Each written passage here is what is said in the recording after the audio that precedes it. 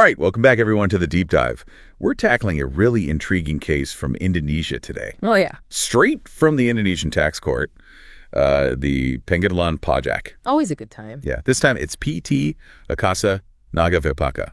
They appealed a decision and won against the Director General of Taxes. This one's got layers. It does, it does.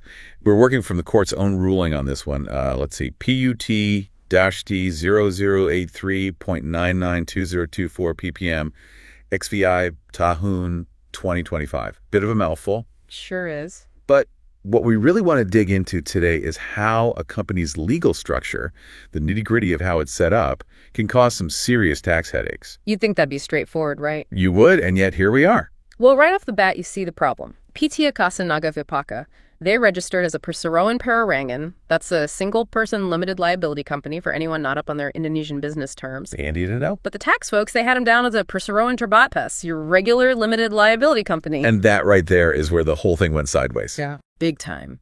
So we've got PT Akasa Nagavipaka, represented by Feng Xiaoan, going up against the Director General of Taxes. David versus Goliath kind of vibes.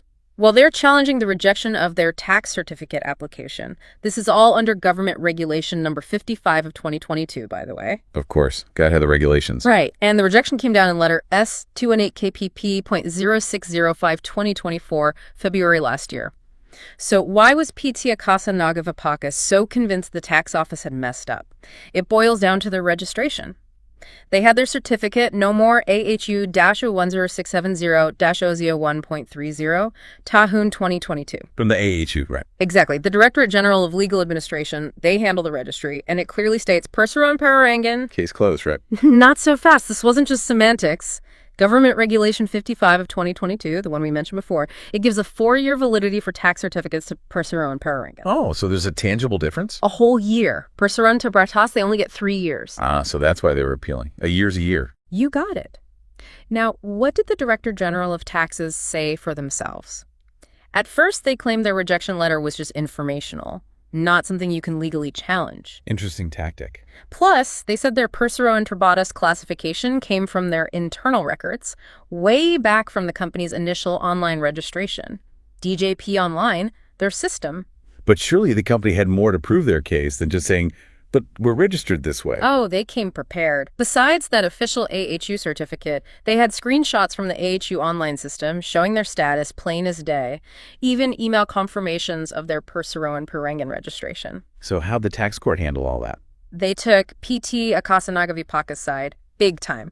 First off, they said that rejection letter was a decision and it could be appealed. 1 point for the little guy. Then they really scrutinized the evidence. They even double-checked on the Ministry of Law and Human Rights website, ptp.ahu.go.id profile, just to be sure. And guess what they found? I'm on the edge of my seat. The tax authority's DJP online system, it had a glitch. It wasn't set up to properly recognize Perorangan and Perorangan. It's a newer business type, see? So a technical error caused this whole mess. A costly one, too. Shows you how crucial it is to keep those systems updated, right?